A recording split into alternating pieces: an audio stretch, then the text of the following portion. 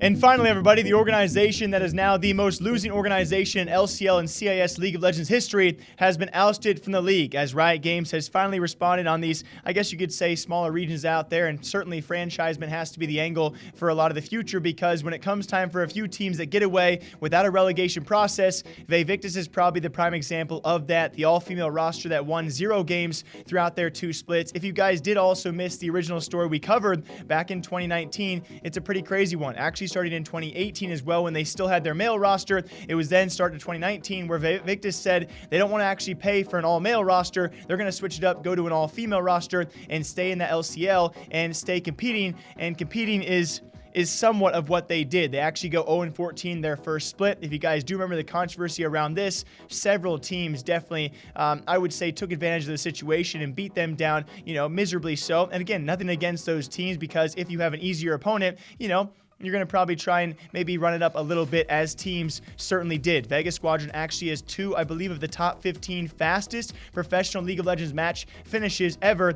both against Vaevictis, one of the shorter ones being just over 13 minutes long. Another team out there during that same 0-14 split for the female roster also set a record for the most amount of kills against Vaevictis. It was a brutal beatdown throughout that entire split. Their second and last split as well, also going 0-14, winning 0 matches throughout their entire LCL careers. The roster did change a bit throughout those splits, but I would say a very debatable topic for a team who chose on purpose to not field a more expensive all-male roster. At a point in time, a couple years back, Vaevictis was not a bad LCL team, and certainly progressively have only gotten worse over the past couple of seasons, but they chose this on purpose, and they likely knew imminently, eventually down the line, it would cost them a spot in the league, and they kept doing it no matter what, because it likely is probably cheaper. And all of us watching knew the talent level, simply the skill level, was not matching up. I'm not seeing CIS is a heavy-hitting region, but especially compared to this female roster and everyone else in the league,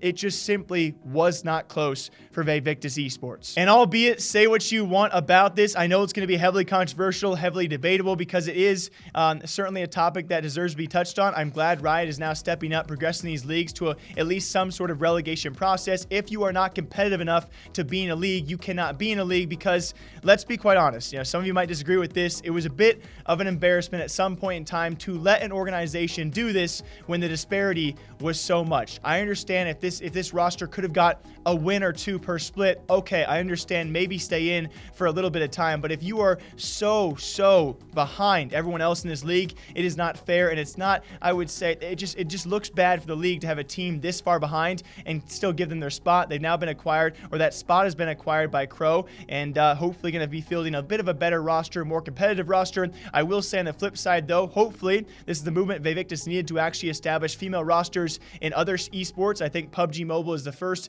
of their expansions with other females as well. This one, unfortunately, is now going to be gone and likely disbanded in the future as well. I would say, though, right move here by the LCL, right move here by Riot. A team who is thus not near competitive at all has to be kicked from the league. You can imagine any other esport allowing this would cause a huge debate as well. Vaevictis Esports, the single team out there in the LCL history to win 0 games, 0-28 across 2 splits, have now been ousted from the league and replaced by Crow.